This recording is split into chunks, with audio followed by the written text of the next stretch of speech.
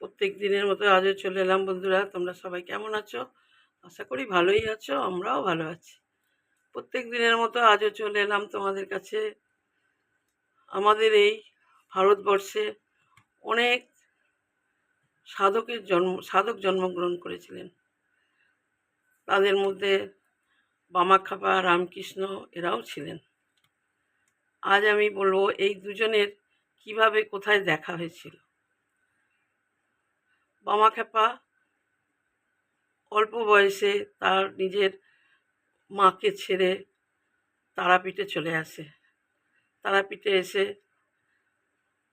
তারাপীঠের মহাশ্মশানে সাধকরা ঘোর অন্ধকার রাত্রিরে সাধনা করেন। সেইখানে বামাখ্যাপা তাদের সঙ্গে তিনি থাকতেন সব সময়।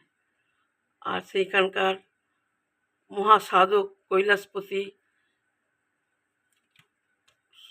বামাখ্যাপাকে তন্ত্র শিক্ষা দিতেন।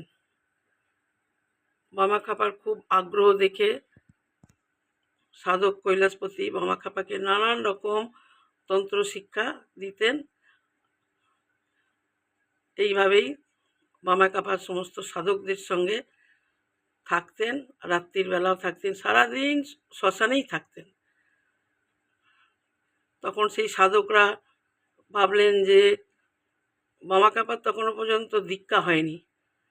তখন আলোচনা করলেন যে এবার বামাখ্যাপার দীক্ষা দেয়া হোক। তখন কৈলাসপতি বাবা বামাখ্যাপাকে কার্তিক মাসের অমাবস্যার দিন দীক্ষা দিয়ে দিলেন। তারপরে তিনি তো সাধনা করতে শুরু করলেন। সব সময় তিনি ওই ঘোর অন্ধকারে সবার সঙ্গে সাধনা করেন। একদিন হলো কি, সেখানে আরও যে সমস্ত সাধকরা ছিলেন, যেমন মোক্ষদা বাবা, বোঝো বাবা, বিভিন্ন রকম নানান নামে সমস্ত সাধকরা ছিলেন।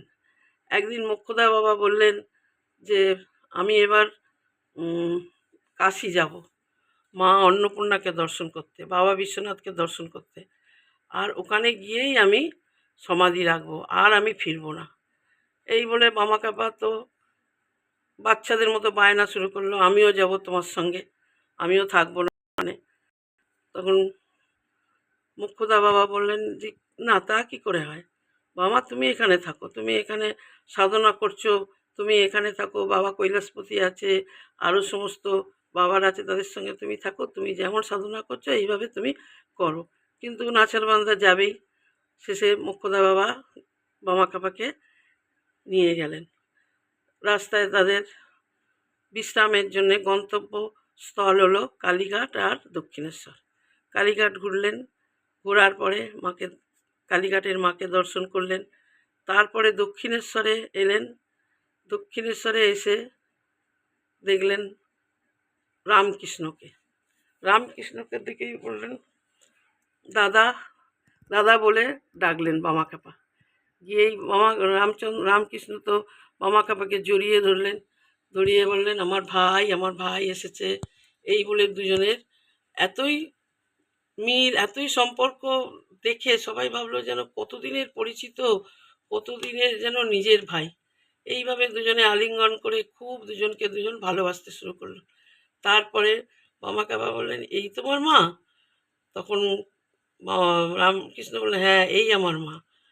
বলছি কি সুন্দর তোমার মা, এই তোমার মায়ের পাশে যদি আমার বড় মা থাকতো আরও সুন্দর লাগতো। তখন রামকৃষ্ণ বললেন এ কি বলছো ভাই, তোমার মা আর আমার মা কি আলাদা? তুমি ভালো করে দেখো তো, মায়ের দিকে তাকিয়ে তোমার মাকে দেখতে পাও কি না। তখন বামাখ্যাপা সেই মায়ের দিকে একভাবে দেখলেন, তাকিয়ে দেখার পরে সেই মায়ের মধ্যে মা তারার মুখও দেখতে পেলেন। তখন বামাখ্যাপা বললেন হ্যাঁ গো দাদা, এ তো আমার মাকেও দেখতে পাচ্ছি।